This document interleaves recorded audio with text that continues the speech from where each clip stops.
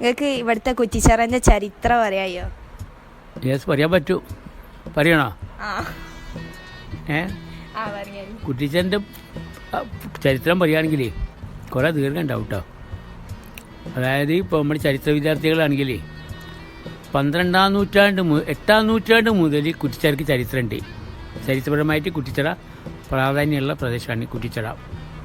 കാരണം 8-ാം നൂറ്റാണ്ടിൽ പോളാരി രാജാക്കന്മാർ, സാമൂതിരി രാജാവിൻ്റെ മുമ്പ് അവരുടെ ആസ്ഥാനം കുറ്റിച്ചിറ എന്ന് പറയുന്നുണ്ട്. അവരുടെ കൊട്ടാരം കുറ്റിച്ചിറ ഉണ്ടായിരുന്നു. പിന്നെ 8-ാം നൂറ്റാണ്ടിന് കഴിഞ്ഞിട്ട് 12-ാം നൂറ്റാണ്ടോട് കൂട്ടിയാണ് സാമൂതിരി രാജാവ് കോഴിക്കോട് ഭരണം ഏറ്റെടുക്കുന്നത്. സാമൂതിരി രാജാവിൻ്റെ കൊട്ടാരവും കുറ്റിച്ചിറ ഉണ്ടായിരുന്നു. അന്നത്തെ പ്രധാന പ്രജകൾ നായന്മാരുടെയും നമ്പൂതിരിമാരുടെയും ഇല്ലങ്ങളായിരുന്നു. അവരെ മനകൾ, അവരെ തറവാട് വീടുകളായിരുന്നു കുറ്റിച്ചിറ മുഴുവനും. ചുറ്റും 10% മുസ്ലിമുകൾ അന്ന് കുറ്റിച്ചിറയിലുള്ളൂ. ബാക്കി മുഴുവൻ അവരായിരുന്നു. ഇതാണ് പൊതുവെയുള്ള കുറ്റിച്ചിറൻ്റെ അന്നത്തെ അവസ്ഥ. കൊളത്തിനെ വെച്ച് എന്തൊക്കെ സ്പെഷ്യൽ പ്രത്യേകത എന്താ ഉള്ളത്?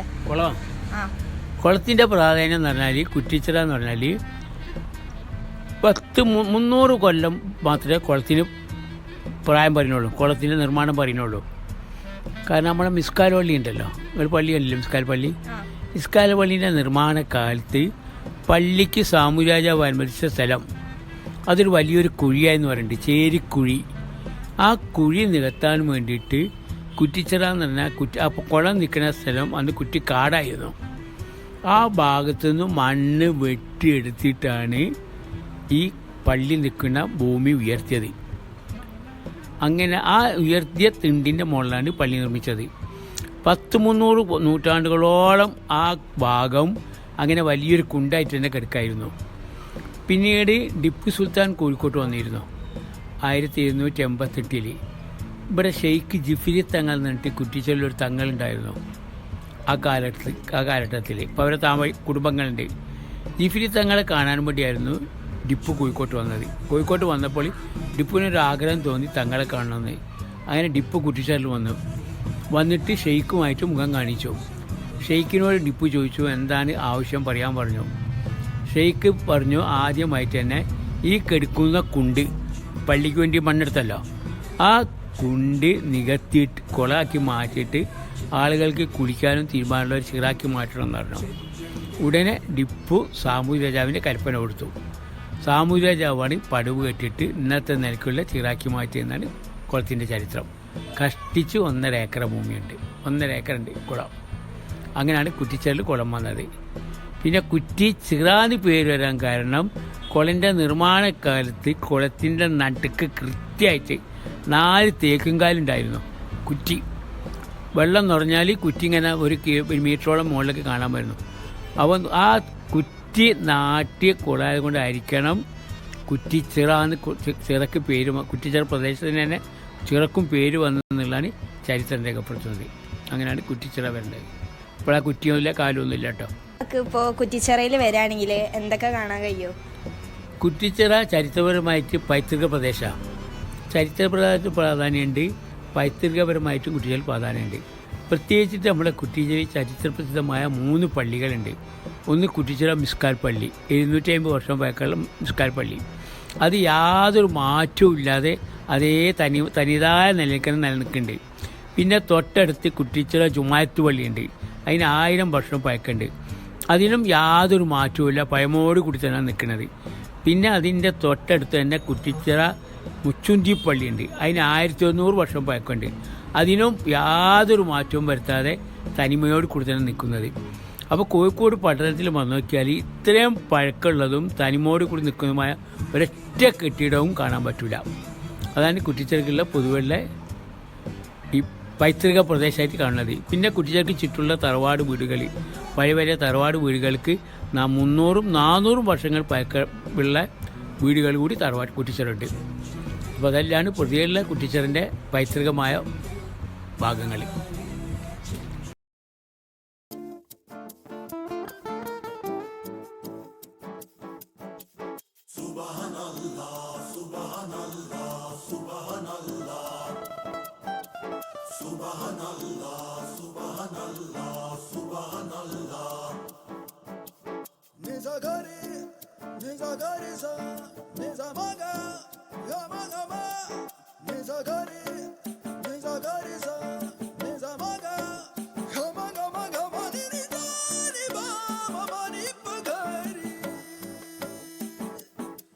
ഫേമസ് ആണ് ഈ കുറ്റിച്ചെറയിൽ പുറത്തൊക്കെ. അപ്പോൾ അതിന് ഇവിടുത്തെ ഫുഡും അതിൻ്റെ ഇതൊക്കെ റീസണൊക്കെ എന്താ ഇങ്ങനെ ഫേമസ് ആവാനുള്ള?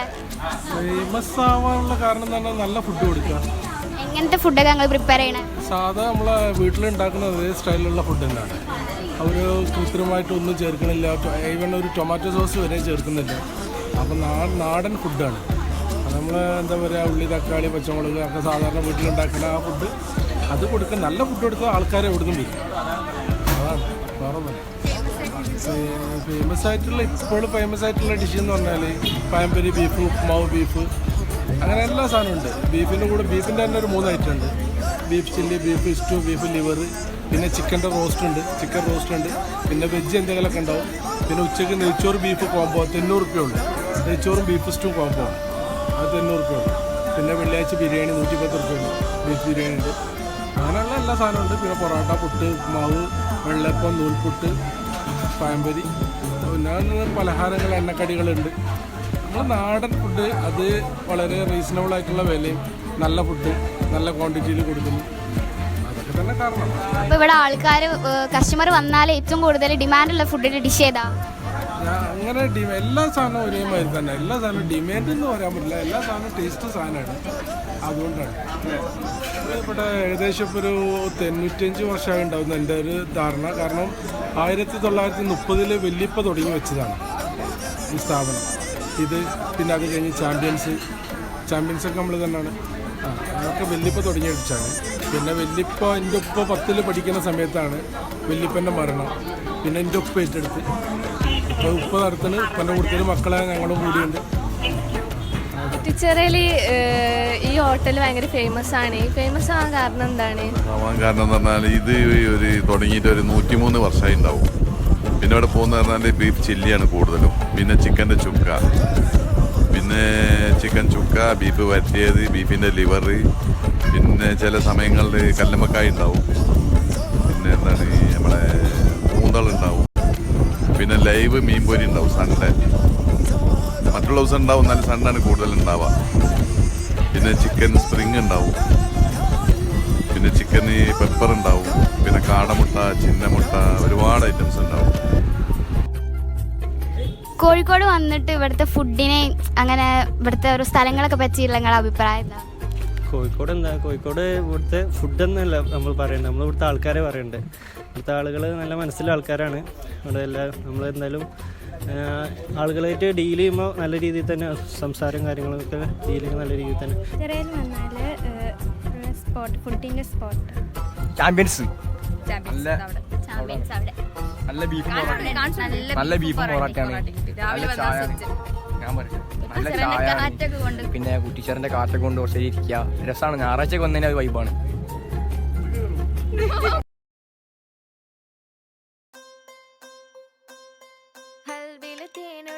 കോഴിക്കോട് കടലമ്മ മുത്തണക്കര കോഴിക്കോട് അൽവ മനസ്സുള്ളൊരി കോഴിക്കോട് വേണേ കണ്ടോളി ചങ്ങായി നമ്മടെ കോഴിക്കോട്.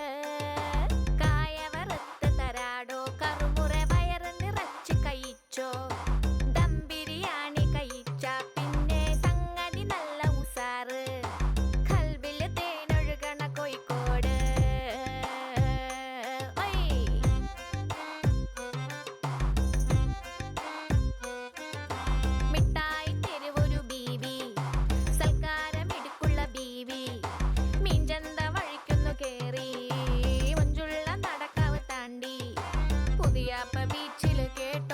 പറയുമ്പോൾ എന്തായാലും ബീച്ച് ഒരു ഈവനിങ് ഹാങ് ഔട്ട് സ്പോട്ട് എന്നതിൽ നല്ല രസമുള്ള സ്ഥലമാണ്. ഇവിടെ വന്നിരുന്ന ഇപ്പോൾ നമ്മുടെ സിനിമയിൽ ഗൂഢാലോചനയിൽ പറയുന്ന പോലെ സന്തോഷമായാലും സങ്കടമായാലും ഇവിടെ കുറച്ച് നേരം വന്നിരുന്ന നല്ല സുഖം കിട്ടുന്ന പരിപാടിയാണ്. അതുകൊണ്ട് തന്നെ അപ്പോൾ ഇവിടുത്തെ ഫുഡിൻ്റെ ഒക്കെ ഇങ്ങനെ അവിടുത്തെ ഡിഷ് കാര്യങ്ങളൊക്കെ ഫുഡിനെ പറ്റി നമ്മളിപ്പോൾ സെപ്പറേറ്റ് പറഞ്ഞത് ബൂസ്റ്റ് ചെയ്യേണ്ട കാര്യമില്ല. എല്ലാവർക്കും അറിയുന്നതല്ലേ. അടിപൊളി എല്ലാ സ്പോട്ടും ഒന്നിനൊന്നും വെച്ചാൽ. അപ്പോൾ നിങ്ങളുടെ ഫേവറേറ്റ് ആയിട്ടുള്ളൊരു ഡിഷ് ഏതാ? എൻ്റെ ബിരിയാണിയാണ് എപ്പോഴും. പാരഗണായി മലകളൊക്കെ കാണുമ്പോൾ നിങ്ങൾക്ക് എന്താണ് ഫീൽ ചെയ്യല്? നല്ലൊരു സാറ്റിസ്ഫാക്ഷനാണ്. ഒരു പീസ്ഫുൾനെസ് കിട്ടും. അങ്ങനെ മൈൻഡ് കൂളാവും. വെറുതെ ഇങ്ങനെ വന്ന് ഫ്രണ്ട്സിന്റെ ഒപ്പം ചില്ല് ചെയ്യാൻ രസമാണല്ലോ. അപ്പോൾ തണകര കോഴിക്കോട് അലുവ മനസ്സുള്ളൊരു